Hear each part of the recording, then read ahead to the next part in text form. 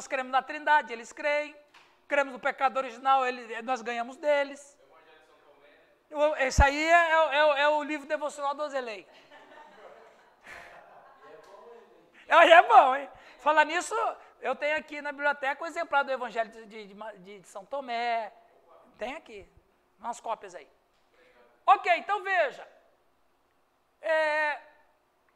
Maria foi virgem e talvez tinha os seus 17 anos de idade. Né? Lê para nós aqui, para nós, Nilton. Não, José não leu ainda. Lê aqui para nós, José, faz favor. Logo, isso. Trouxe seu corpo do céu para a terra, mas assumiu a natureza humana no corpo de Maria. Ser gerado pelo Espírito Santo fez com que se quebrasse a linhagem contínua por meio de Adão, e dessa forma, nesse ser humano, não recai sobre ele a culpa legal e a natureza moral corrupta de Adão. Isso é fantástico. O Logos não trouxe seu corpo do céu para a terra, mas, e aqui é o milagre da concepção de Cristo, mas assumiu a natureza humana no corpo de Maria. Então, veja, quando a segunda pessoa da Trindade decidiu, junto com a Trindade, salvar a humanidade, a segunda pessoa da Trindade veio e ocupou o ventre de Maria de maneira absolutamente humana. Então, não é o Logos que trouxe o seu corpo. E aqui é uma coisa profunda e complexa. O Logos não veio ele assim, eu vou entrar ali no ventre de Maria. Não, ele passou pelo processo da humanização. Ele não ocupou o ventre de Maria e esperou 9 meses para nascer. Ele passou pelo processo do zigoto, não por sêmen de José, mas por uma concepção do Espírito Santo. Então, o ser de Cristo, do Filho de Deus, que se encarna, ele passou pelo mesmo processo que eu, que o José, que o João, que o Hildo, que qualquer um de nós. Processos naturais de concepção, mas uma concepção sobrenatural. Totalmente. E eu gosto disso aqui, olha. Ser gerado pelo Espírito Santo, olha a questão profunda aqui, pessoal. Ser gerado pelo Espírito Santo fez com que se quebrasse a linhagem contínua por meio de Adão. Ou seja, o ser humano Cristo que nasceu, quebrou, ele causou uma ruptura espiritual. Porque o Cristo que nasceu, o Logos que encarnou e que nasceu, ele a partir dali tem um ser humano diferente de Adão. Ele é um ser humano, mas não é um ser humano da linhagem de Adão. Ele é um ser humano da linhagem do Espírito Santo. E todos aqueles que nascerem a partir deste ser humano fazem parte da sua própria humanidade. Qual a humanidade de Cristo? A humanidade que redimiu.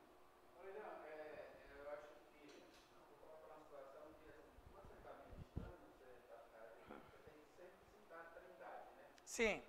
Eu acredito que é importante nós entendermos que a agência entre o Pai, o Filho e o Espírito Santo de pensamento. E nem subordinação um ao outro. Exatamente, ou seja, essa é a nossa diferença entre nós. Nós três pessoas, nós somos três pessoas aqui. Humanas, com a mesma essência, né? A questão da Trindade, a essência divina. Sim. Nós pensamos diferente. Por exemplo, ele pode juntar a gente num assunto que ele vai pensar diferente. E vamos agir diferente. Só que a Trindade, eu creio, né, que ela quando está agindo, ela está agindo em conformidade. Não há divergência. Não. A gente precisa entender isso. Porque se a gente não entender, cria uma crise. Porque quem está agindo no Espírito, o Filho é o Pai. E falando da Trindade, o 3 da Trindade não é o 3 da nossa matemática, Neuza. Porque no 3 da Trindade, se você tira 1, não vira 2, continua 3. Se você acrescenta 1, não vira 4, continua 3. A Trindade. Por isso que Lutero, principalmente, disse, e outros falaram que Deus é totalmente... Qual que é? Atenção, pessoal, aula de patrística agora. Eles diziam que Deus é o totalmente outro. Você já reparou que a Bíblia nunca usa a palavra outro para nós, sempre é o próximo? Porque o outro é só Deus. Ok, pessoal? Vamos adiante. Aí, Hildo! Muito bem. A impecabilidade da humanidade de Cristo, anamartesia.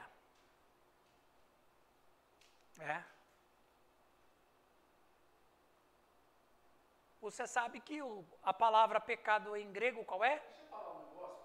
Não, você está se coçando. Se é sobre isso aqui, espera, porque daí... É sobre justamente isso aí. Não, então vamos ler primeiro, depois você fala. Não, é sobre esse assunto. Fala, senão ele não dorme hoje, cara. Fala. Em relação à humanidade, você falou na concepção de que Adão se refere à humanidade e todos pecaram. Você falou assim que Cristo veio e quebrou esta Sequência de maldição. maldição. Se entende-se que na pessoa de Cristo, todos também cria-se uma nova humanidade. Cria-se uma humanidade redimida. Porque, lembra, nós estamos aqui, ó. Tudo é provisório, o reino de Deus é provisório. A gente morre ainda. Jesus falou que nós somos maus, mas fazemos coisas boas para os nossos filhos. Isso é coisa de provisório. Conclua. Não subentende-se que Cristo veio trazer uma linhagem? Ele veio... Então, se você olhar, que linhagem que ele trouxe? A linhagem dele. Exatamente, a linhagem dele. A linhagem dele. É a restauração daquilo que se perdeu. Mas só que essa linhagem dele não vai acontecer aqui. A linhagem dele vai acontecer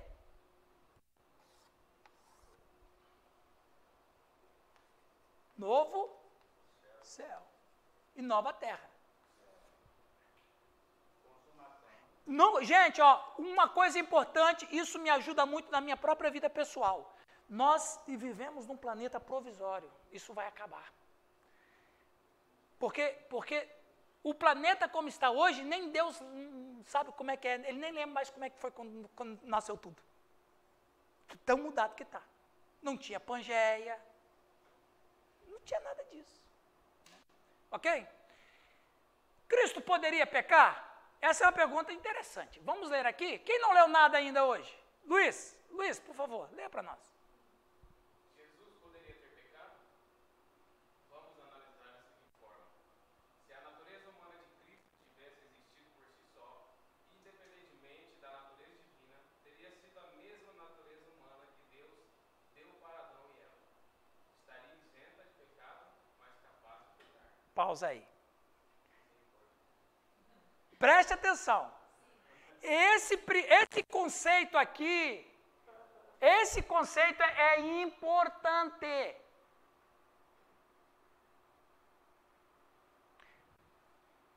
Lembra? Adão e Eva foram criados santos e perfeitos. Mas já existia a presença do mal no mundo. Aí alguém perguntou assim, eu falei isso lá em Umuarama sábado. Porque tem gente que com certeza já perguntou isso para vocês. Já perguntaram para mim, mas Deus me deu uma boa orientação. 100%. Por que Satanás pecou? Já fizeram a pergunta para vocês isso? Como é que ele conseguiu esse feito, se não tinha pecado ainda? Como isso nasceu no seu coração, né? Veja, vamos lá voltar nos tempos eternos. Que, na verdade, ele não tem nome. Você sabe que ele não tem nome, né? Ele só tem apelido. Ele tem o apelido Diabolos, né? Ah, essa também. Diabolos, né? Ou Satan, que é adversário, inimigo e acusador.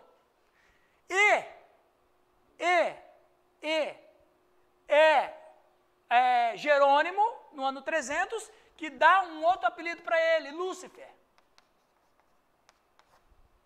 Que, na verdade, Lúcifer, em latim, Lúcifer significa estrela que brilha ou estrela da manhã. Que, nesse sentido, o próprio Cristo é um Lúcifer também. Exatamente. O Cristo é Lúcifer. Mas, por causa de Jerônimo, Lúcifer não está mais associado com Cristo, está associado com Satanás. Aliás, no século II, tinha um bispo abençoadíssimo, o nome dele era Lúcifer. Mas foi antes de Jerônimo. E você sabe como é que os discípulos dele eram chamados? Luciferianos. Isso é verdade. É verdade. Aí o Jerônimo que estragou tudo, né? Chamou, ele pega a Septuaginta, acabou. Ele pega a Septuaginta e traduz, não é? Estrela da manhã como Lúcifer. Aí, enfim. Então, Satanás, ele está lá, é um anjo, ele conhece, Neuza, o amor de Deus, a santidade de Deus, conhece o poder de Deus, a majestade de Deus, e aí eu pergunto, por que ele não desejou amar como Deus? Por que ele não desejou ser como Deus? E por que ele desejou ter o que Deus tinha? Esse foi o pecado dele. Ele não almejou ser o que Deus era. E o que Deus era? Amor. Mas ele desejou o que Deus tinha. O que Deus tinha? Poder. Porque Deus não é poder. Deus é amor. Deus tem todo o poder. Mas ele não é poder. Porque o poder não divide, não compartilha. A única coisa que compartilha é amor. Se Deus fosse poder, não existiria um universo. Então, Deus é amor. Então, Lúcifer poderia almejar, eu quero amar como Deus. Eu quero ser santo como Deus. Não, eu quero o poder dele. E aqui foi a sua tragédia. Ele almeja o poder que Deus tinha. Ele é descoberto, acontece a rebelião, ele é expulso. Quando tem Adão e Eva, ele está aí. Então, Adão e Eva, eles eram imortais, mas poderiam morrer. Eles não tinham pecado, mas poderiam pecar. Isso significa que Cristo não tinha um corpo como Adão e Eva. Porque se ele tivesse um corpo como Adão e Eva, ele poderia pecar. Mas vamos adiante. Quem continua aqui, por favor? Jane, lê para nós.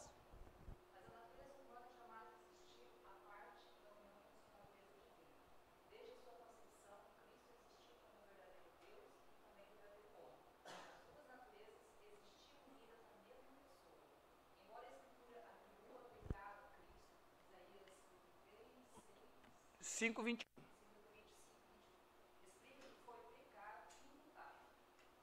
Veja, a natureza humana jamais existiu à parte da união com a natureza divina. Entenderam isso aqui? Quem não entendeu? Ozelei, pare de ler o Evangelho de Tomé. As duas naturezas, a gente vai ver isso, deixa eu ver se isso é hoje ainda. Não, não é hoje não. Mas as duas naturezas, elas estão inseparavelmente unidas, de acordo com a decisão de Calcedônia em 451. Calma, mas eu não posso responder assim. Vou explicar. Calcedônia, em 451, define a... Como é que é o nome lá, Giovanni? Lembra? União hipostática. União hipostática. O que é união hipostática? União hipostática significa uma união entrelaçada, interpenetrada, indissolúvel, indissociável. De tal maneira que Cristo não tinha, como falamos na primeira aula, um efeito bipolar. Ele não deixava de ser homem quando ele agia como Deus e vice-versa. Ao mesmo tempo que era Deus falando, Deus chorando, é uma coisa só. Então, Ozelei, dentro dessa perspectiva, a união da natureza divina jamais esteve separada da divina e da humana. Calcedônia define união hipostática. Continuando. Rildo, pode procurar na Bíblia. Eu sei que você está se armando aí com o seu trabuco aí. João, você leu? Então lê lá, João. Se Jesus como pessoa tivesse pecado, implicando tanto assim sua natureza humana como a divina, então o próprio Deus teria pecado e deixaria de ser Deus. Então a única conclusão que se chega é que se de fato Jesus poderia pecar, a resposta é não. A união de suas naturezas o impedia de pecar. Antes que você continue, isso aqui é importante, gente. Isso aqui é importante. Aí você vai falar das tentações, eu vou falar delas também, calma lá. Então, a única conclusão que se chega, isso não é uma decisão luterana nem minha. Ah, você está falando, eu não estou falando nada, eu estou reproduzindo o que eu aprendi. Essa é uma decisão da teologia cristã. E eu estou incluindo os católicos aqui. Exatamente. Então, é a teologia cristã, a partir de 451, que diz o seguinte: Cristo poderia pecar? Não poderia pecar. Por quê? Ele não tinha a mesma natureza que Adão e Eva, porque ele era Deus encarnado. A sua natureza humana e divina estavam inseparavelmente unidas, portanto, não é possível Deus ser tentado para pecar. Jesus poderia pecar? Não poderia. Não, nem hipótese. Ele poderia ser tentado? Poderia. E foi. Mas entre ser tentado e cair, jamais. Continua, João, por favor. A união de suas naturezas o impedia de pecar. As tentações de Jesus eram reais, ainda que não cedesse a elas. Se Jesus não cedeu, de fato, elas eram reais. Exatamente. De fato, as tentações eram reais. Então, quando Satanás vai tentá-lo, aliás, Jesus sempre foi tentado, né? A mais famosa tentação é de Satanás, lá no deserto. E ele resistiu todas as tentações. Ele poderia cair? Não poderia. Exatamente por causa da sua natureza divina, inseparavelmente unida da sua natureza humana. Pastor, mas é a mesma coisa do cara que é bilionário e você fica com uma nota de 10 na frente dele balançando. Tipo, é a mesma sensação. O cara não vai ligar para aquele lá. É uma tentação, mas... Rapaz, tem um cara como ele na sala, a ilustração dele, rapaz, olha que coisa, que teologia profunda essa dúvida. A tentação é real, mas Luiz, você rapaz, você tem que agradecer a Deus, seu filho, não puxou você não, né, velho? Olha o tamanho da cabeça dele, gente. Olha que HD aquele lá. Queria ter um filho dele. Exatamente, mas é mais ou menos por isso. Poderia pecar? Não, não poderia.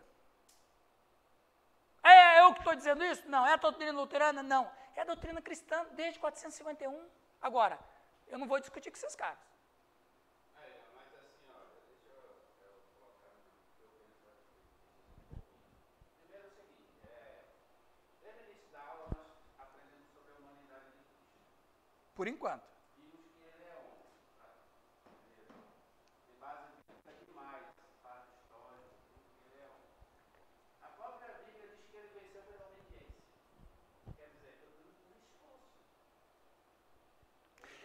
A obediência de Cristo era por esforço ou era por prazer? Não, mas como não? Não, mas então, você... Ele venceu pela obediência, por isso ele venceu. Como Adão, agora o novo Adão obedecendo, não é? Ou seja, você obedecia porque eu me esforcei para obedecer. Só que a definição... Não, espera. Tá, pode falar, perdão, pode falar. Eu vou concluir.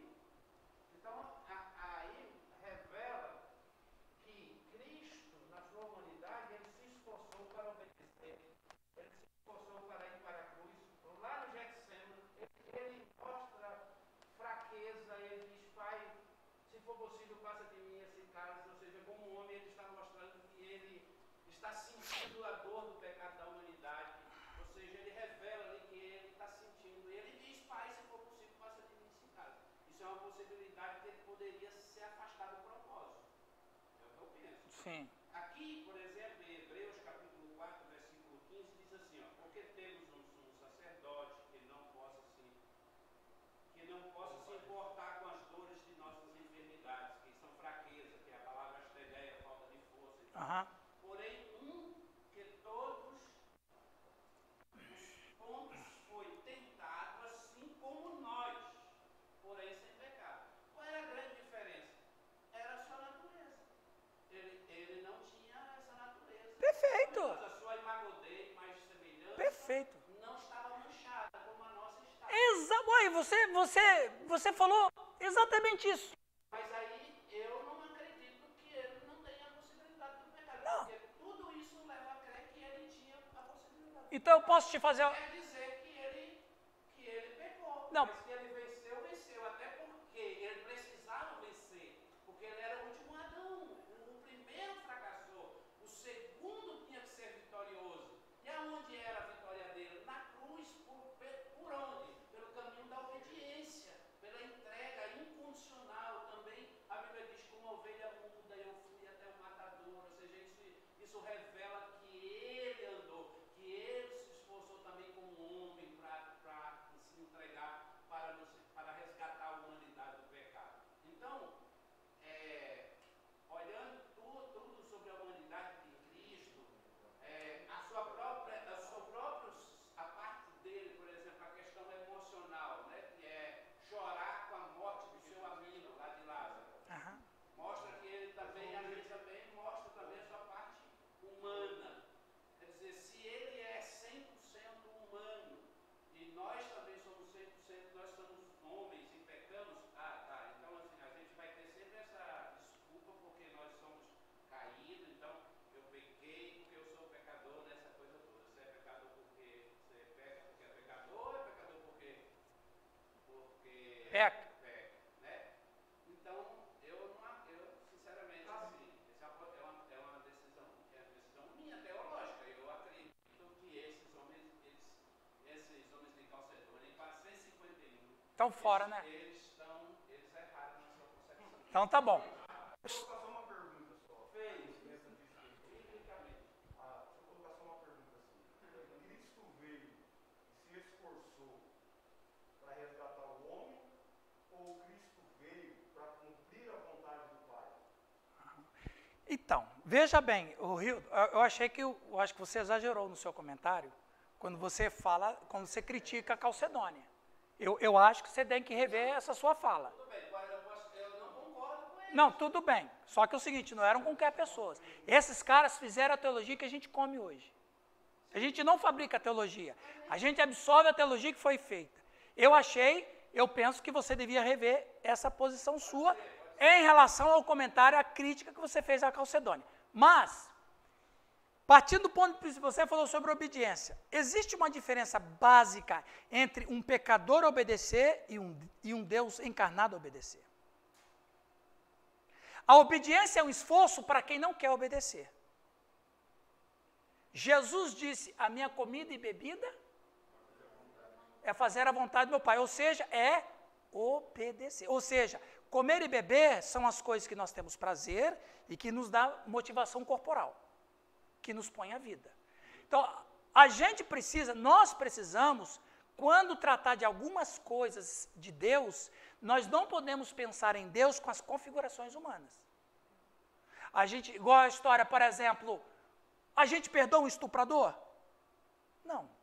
Mas Deus perdoa? Por quê? Porque Deus é amor e eu não sou amor. Então, eu não posso pensar nas coisas de Deus com as configurações humanas. A partir da obediência, a obediência que nós temos é uma obediência por força mesmo. Porque nós somos contra Deus. Nós somos contra a ética. Nós somos contra aquilo que a gente não quer. Mas não Cristo. O Cristo obedecia por amor, por prazer. Ele obedecia por missão. Por missão. Exatamente. Então, ele obedeceu, mas o ser dele era obediente a isso.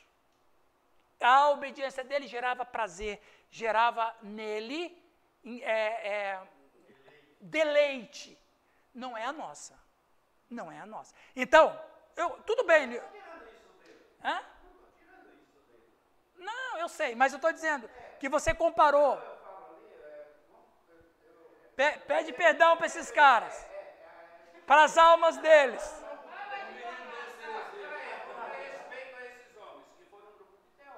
Rapaz. Tudo bem, mas isso eu discordo diante da palavra. Mas os cara não filosofaram, eles usaram a Bíblia.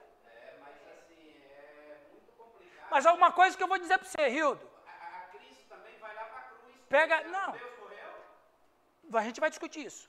Você pega essa informação, viu, Hildo? Você pega essa informação que você está ouvindo agora e processa dentro de você. Aí, se você achar que deve expurgar isso, deve rejeitar, é o direito seu. Mas, no mínimo, gente, presta atenção, qual é a riqueza do aprendizado? É você pegar toda a informação que você tem nova e que, de repente, bagunça você, processa ela, estude ela, penetre nela, e depois você tira uma conclusão disso. Aí, a gente tem que fazer, Neuza, a dialética. Né? Aí depois você pode escolher para que caminho você vai. Né? Alguém levantou a mão? Eu levantei a mão, vou levantar a outra. Oh, glória!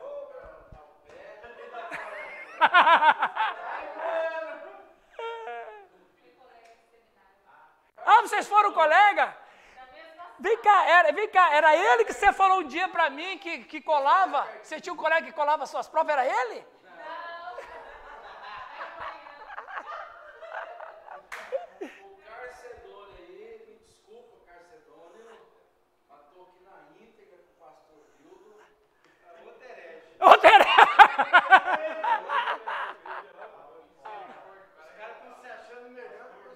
Pois é, cara, daqui a pouco eu vou ter que sentar para ouvir esses dois aí.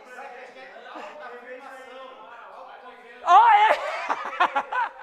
Fala ali, ó. 47 anos, eu nunca ouvi isso.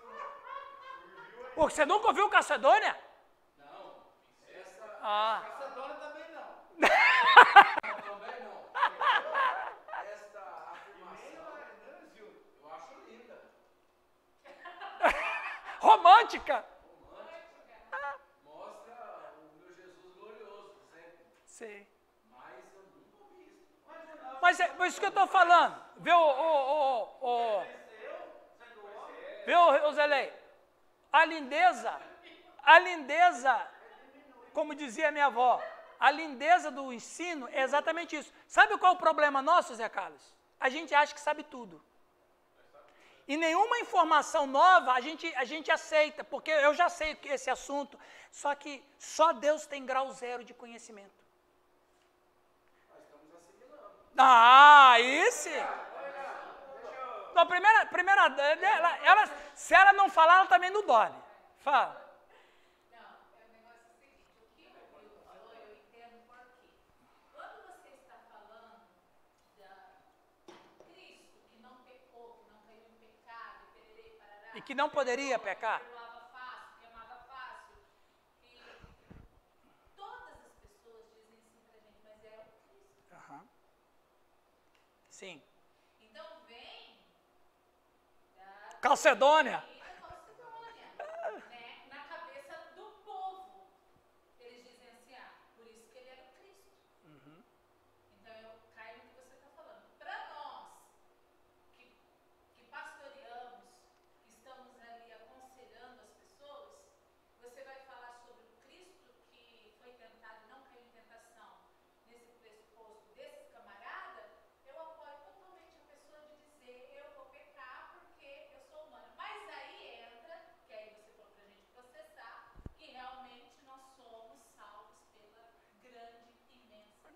só que aí deixa eu acrescentar um pouquinho mais nesse angu que você está fazendo.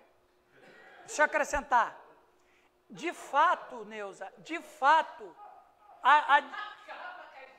Não, deixa eu acrescentar. Não, porque veja bem, de fato, quando a gente está trafegando aqui, muda a nossa perspectiva. Uma unidade restaurada. Eu só posso fazer isso se o Espírito Santo, porque eu ainda vivo aqui. Eu ainda vivo aqui, e aqui eu vou cair muitas vezes. Aqui eu vou cair. Por quê? Porque mesmo que eu esteja nessa humanidade redimida, ainda assim essa humanidade redimida vive dentro de um mundo caído.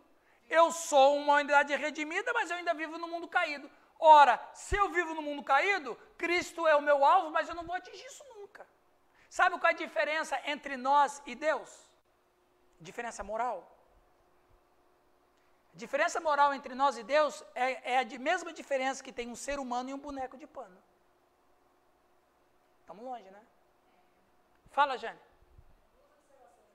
Primeiro, eu não consigo conceber Jesus tendo desejos pecaminosos. Aham. Eu assisti aquele filme A Última Tentação de Cristo quando eu era adolescente e a gente sente repulsa. Falando de obras, Dan Brown, ele faz em Anjos e Demônios. Quem? Dan Brown. Anjos e Demônios, ele faz o seguinte: toda a cristandade está baseada em cima de uma mentira. Qual é a mentira? Jesus caiu na tentação. Aham. Então a história de Maria Madalena e tudo mais. Aham. Então, quer dizer, se Jesus poderia pecar, a igreja está fazendo por 2000 anos escondendo que ele pecou. Ou que poderia pecar. Se ele poderia pecar, então quem vai dizer que ele não pecou?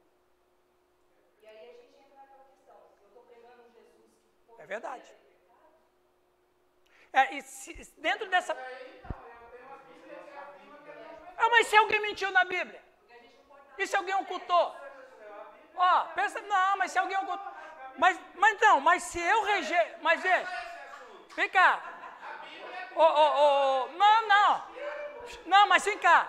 Quem foi que afirmou isso?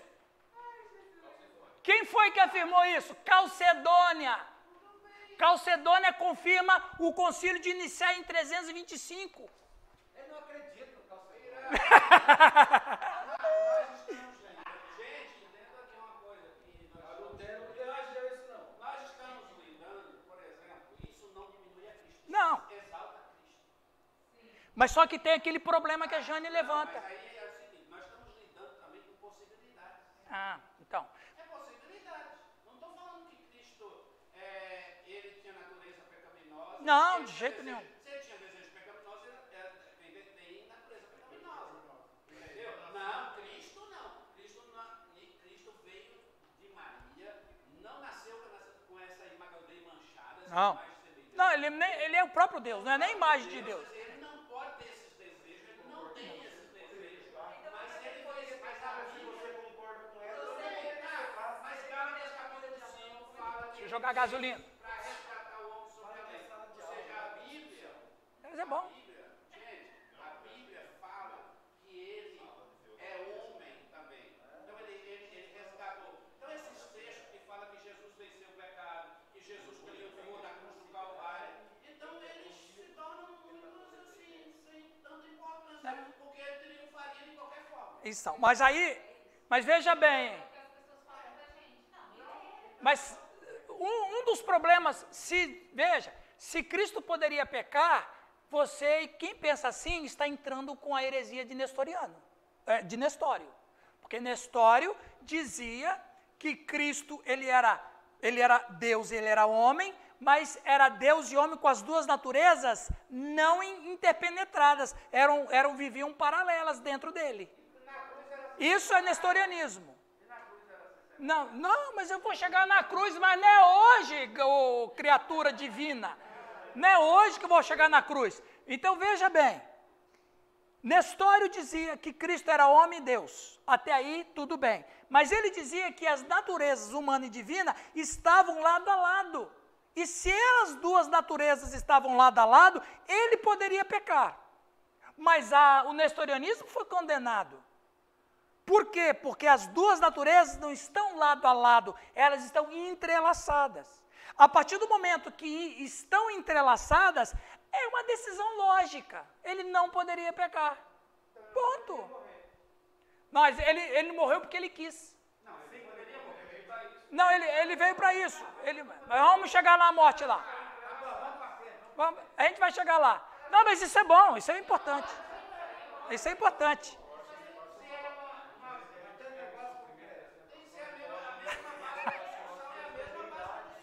Tá. Então, eu acho isso importante. Esse debate cria crescimento. Mas, pense bem. Claro. Claro. Eu estou aqui para ouvir o Irã, o pastor, e com muito carinho, não falta uma aula. Eu rio da companheira. Mas eu também tenho minhas bases e elas estão firmadas. Ninguém, né? Não é, por exemplo, eu não estou dizendo que eu vou seguir tudo que eu estou ouvindo. Eu louvo a Deus, porque eu também estou aprendendo alguma coisa nova. Então, assim, se a gente não gerar essa discussão, quiser passar a aula por cima, assim, não adianta também. Aí sair daqui cheio de dúvida, a gente conversando entre si, cheio de dúvida. Mas pense, analise, leia mais sobre isso. Tá certo, não, está certo. Eu acho bom.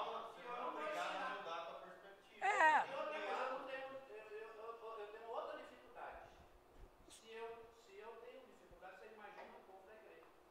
Gente, uma coisa que eu importo, essa sala aqui não é uma sala de gente incauto, neófito, e não é aqui uma sala de imberbe. Ninguém é imberbe aqui.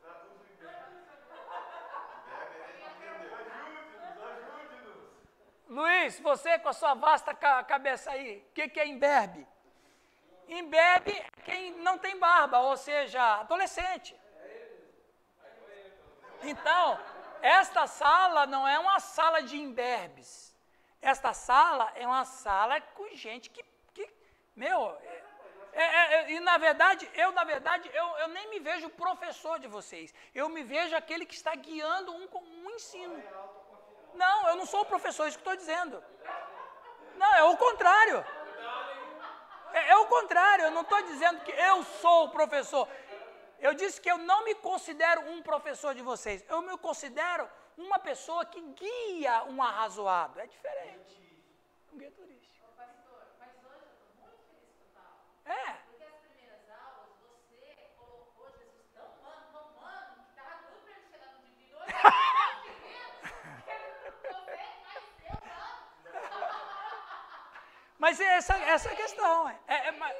A gente tem que seguir o roteiro. Vamos aqui, gente, continuando.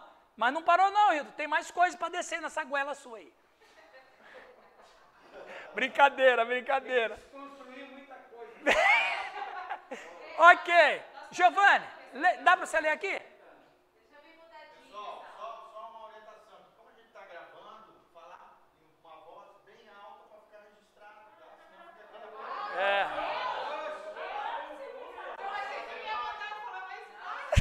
Vamos lá. Não. Vamos saber que o pessoal está para lá, tá? Espera um pouquinho, Nelson. Vamos lá, gente. A causa não consistiu por, em primeiro lugar, uma semente sagrada e preservada em Israel. Espera aí que o Nilton e a Neuza estão atrapalhando a aula. Põe a Neuza no grupo. Não, com certeza. Viu, Giovanni? Leia lá para nós. A causa não consistiu por uma semente sagrada e preservada em Israel. Primeiro ponto. Segundo ponto, que Maria se tornou santa sem defeito por uma ação de Deus. Isso. Cristo era isento tanto de pecado original como do pecado atual, uma vez que Cristo não descendia de semente pecaminosa. Por isso que ele não poderia pecar. Não poderia uma coisa. Não, mas a ideia é essa. Ele não, de maneira nenhuma. Mas vamos. Ó, todos os slides vão para vocês, aí vocês leiam cada tópico e pensem, reflitam, leiam a Bíblia, etc. Beleza? Continuando ali, ô Márcio, lê para nós, por favor, querido.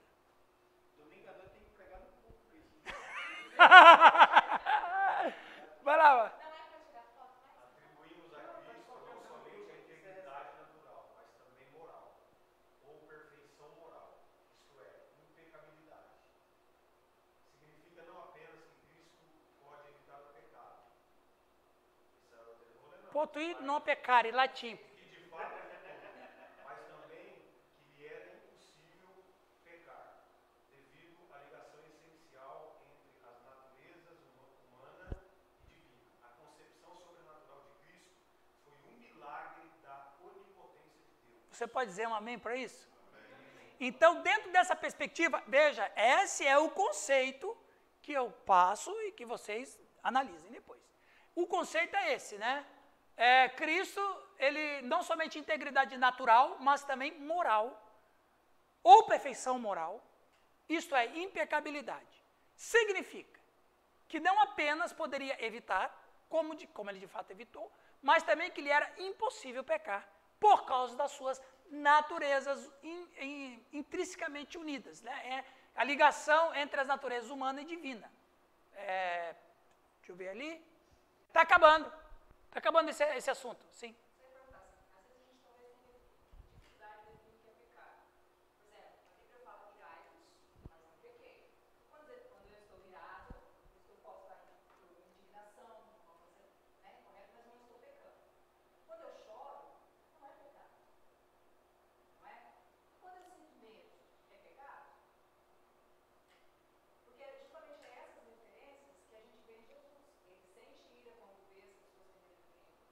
Ele chora de tristeza, de indignação quando ele vê Jerusalém. Né? E ele tem um aparente medo quando eles estão caindo dos jeitos. E dá um coice inteiro. E dá um coice. Então, quer dizer, Um santo coice. essas reações emocionais de Jesus são reações que nós também temos. Claro. E a Bíblia coloca que até certo ponto isso não é pecado. Eu só vou pegar. Quando eu estou irada, pecado é quando eu vou lá e dou um tiro na pessoa, ou bato nela, ou dou um soco. Mas o fato de ficar irado, a gente vai ficando irado, então a gente fica indignado com certas coisas erradas que acontecem. Na verdade, o que acontece, Jane, você falou bem. A questão é o seguinte, gente, a palavra pecado, no grego, geralmente é uma só que é usada. Qual é? Amartia. Mas você sabia que não é só isso? Tem paranomia, parabases, que é pecado. Então não é só amartia, que é errar o alvo. Tem a parabases, que é criar uma lei ao lado.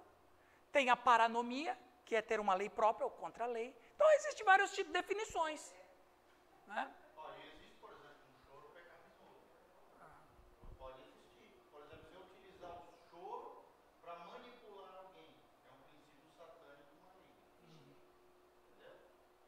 Eu acredito que é possível. Você tá peteca também, hein? Claro, lógico. Oi, Márcio.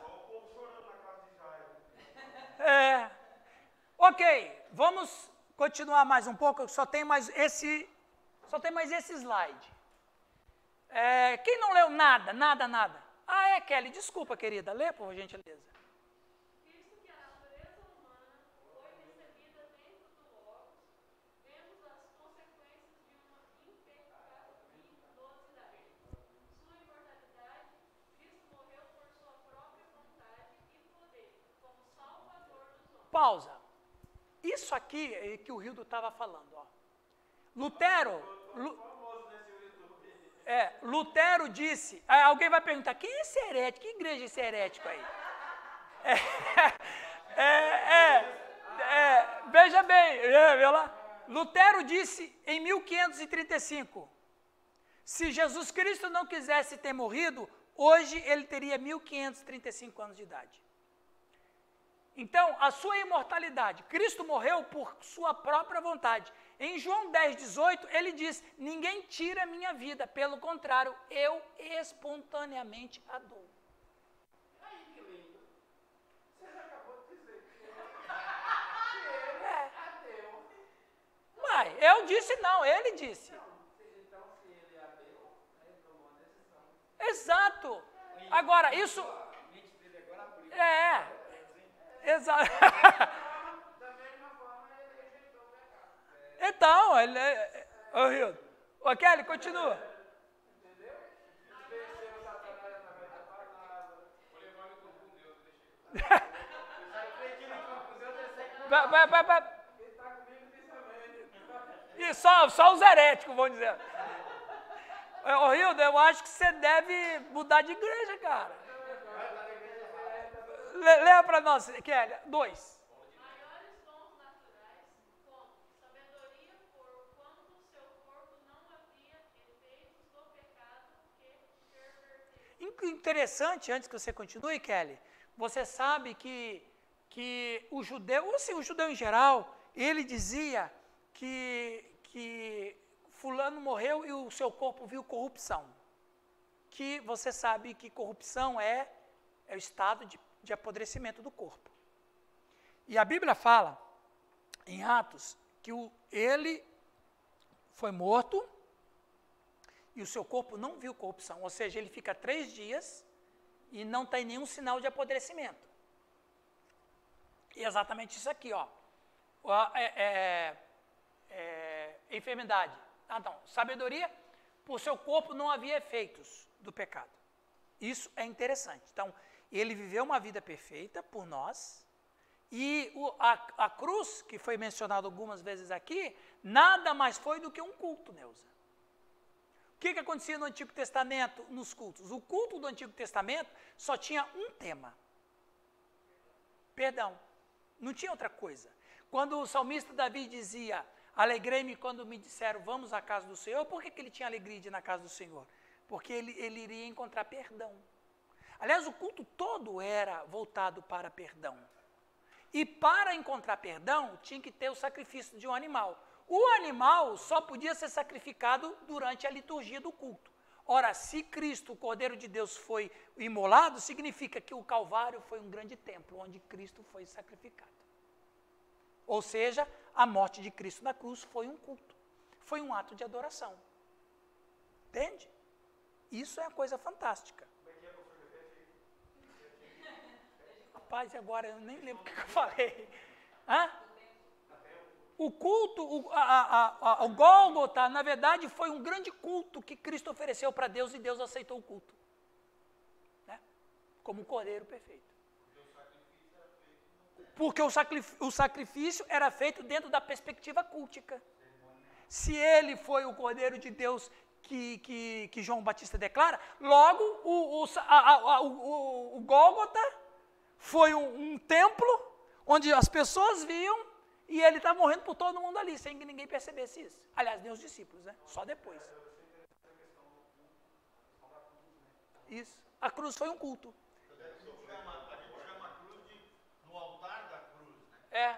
Olha que desenho bonito. A cruz foi um altar. O Gólgota foi um altar. A cruz foi um culto. E o sacrifício dele ali foi ele adorando a Deus. Aí Deus aceita a adoração e agora ele pode perdoar todo mundo. É por isso que... eu não vou nem entrar nesse assunto, não. Melhor? Não, é legal, mas ele leva um tempo a mais, mas não vou falar. Não. Fala.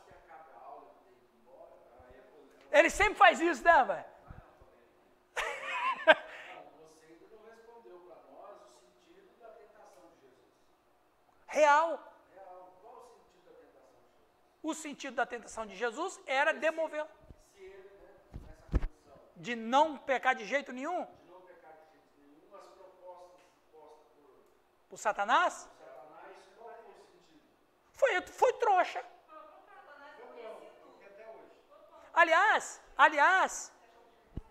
Aliás, Satanás conhece muito, mas não conhece tudo.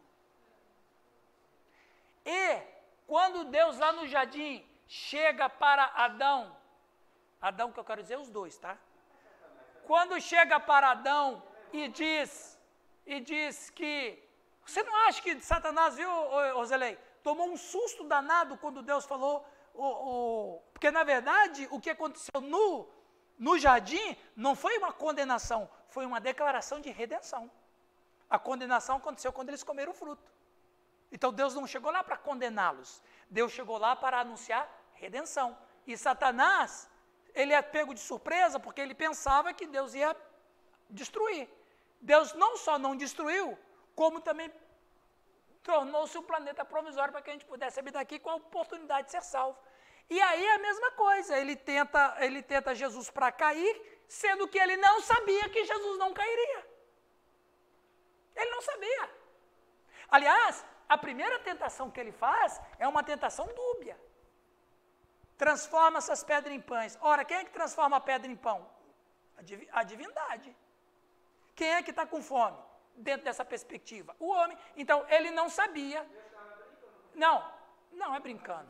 Satanás, Roselei, Satanás não sabia que as duas naturezas estavam inseparavelmente unidas. Ele não conhece as coisas profundas de Deus. Ali é criatura e criação. Exatamente. Ele não sabia. Ele tentou, mas nem pensou que ele não poderia cair. Ok? Termina, Kelly, por favor. Eu acho que a Neuza estava indo embora também, você vai ser junto com a Zelei. Era assim que vocês faziam no seminário, ó. Eu falo que saio, você também sai. Eu já fiz 5 da manhã. Mas, ó, se vocês precisam sair... Hã? Tá, se vocês precisam sair, não tem problema, tá? A gente daqui 10 minutos acaba a aula também. Ô, Kelly, vocês não vão almoçar com a gente?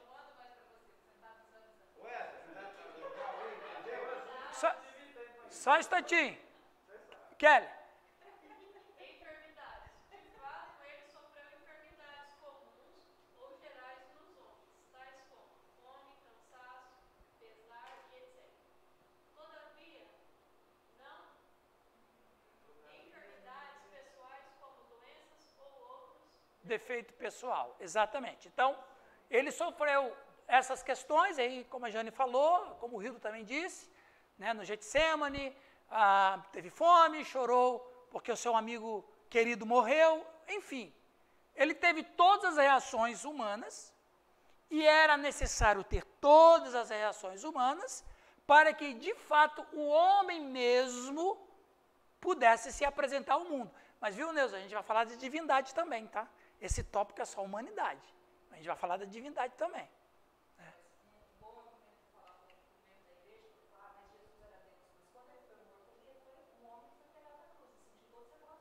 Uhum.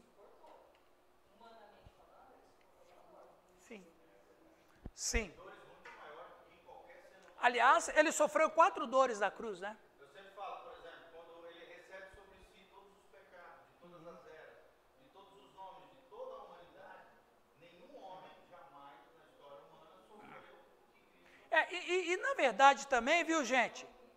Veja, desde a história da humanidade, sempre teve alguém que morreu em lugar de outra pessoa. Sempre teve. É engraçado, pastor, que o pecado ele não está relacionado à dor, mas sim a prazer. Mas também promove todo. Mas é a dor que É o resultado. Não, Com certeza. Todos são. O pecado é pão. Veja, quebrou minha linha de raciocínio. Tá. Sempre na história da humanidade teve alguém que morreu por outra pessoa.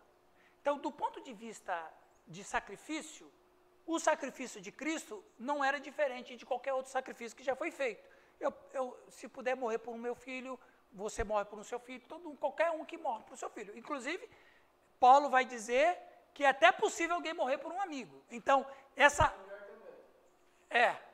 morte substitutiva, minha vida em lugar da sua, é comum acontecer. Isso não é uma coisa nova.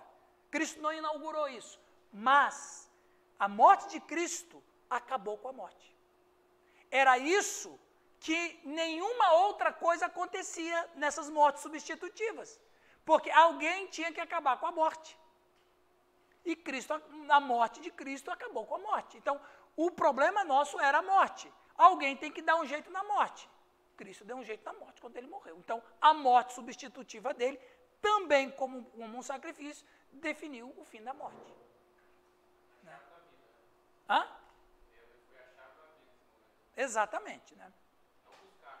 não, ele foi no inferno e pegou a chave no sábado. Esse Newton é fantástico. Gente, eu quero terminar o nosso arrazoado aqui, porque nós temos um outro assunto bem complexo. Isso aqui eu não vou nem começar, que é esse ali, ó. definição dos termos natureza e pessoa. Isso é de uma complexidade que você não tem noção. Não tem noção disso aí. Então, a gente vai falar isso no próximo ponto, tratar sobre a definição, natureza e pessoa. Mas eu quero deixar isso porque não vamos nem começar isso aí que não vai dar tempo. Né? Mas, falando sobre perdão, um texto que me comove muito é a mulher lá no poço de Jacó. Para começar, aquela mulher era maravilhosa.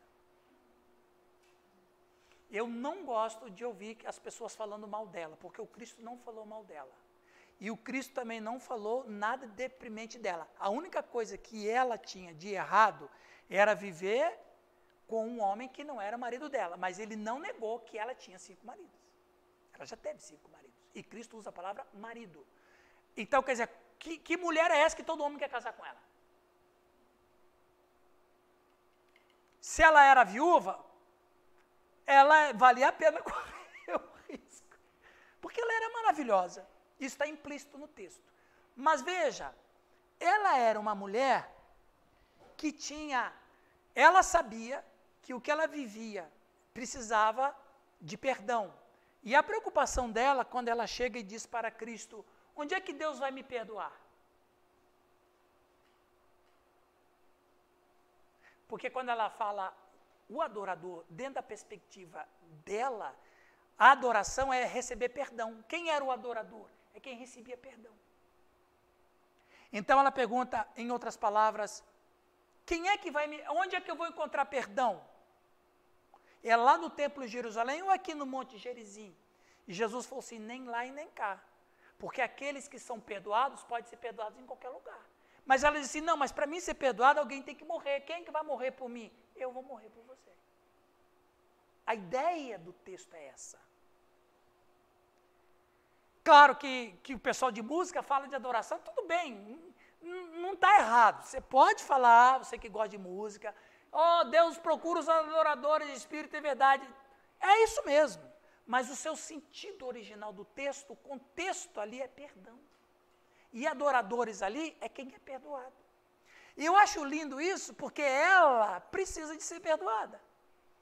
E aí ela fala assim, veja, ela é tão maravilhosa, Neuza, que ela acua Jesus no canto, ela obriga Jesus a falar quem ele é.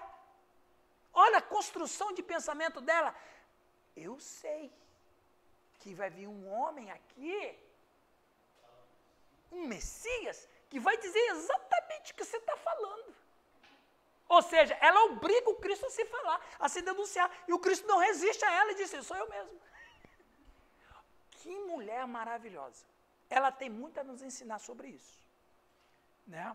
Mas eu só gostaria de... Pode trazer na sua sede, na próxima aula, é verdade, o que Jesus quer dizer quando ele disse que ele, mesmo sendo Deus, ele escolheu o substituir? Eu vou tratar isso se chama kenosis. Isso é kenosis. Nós vamos tratar disso aí. Não, eu não vou trazer o que... Vai ser na aula. Vai ser, está aqui nesse slide. Gente, Deus abençoe. Coloca a calcedona no coração, viu? Ok, vamos aproveitar que eles estão indo embora. Vamos ficar, Rose. Ô, Zelei, vamos orar. Deus.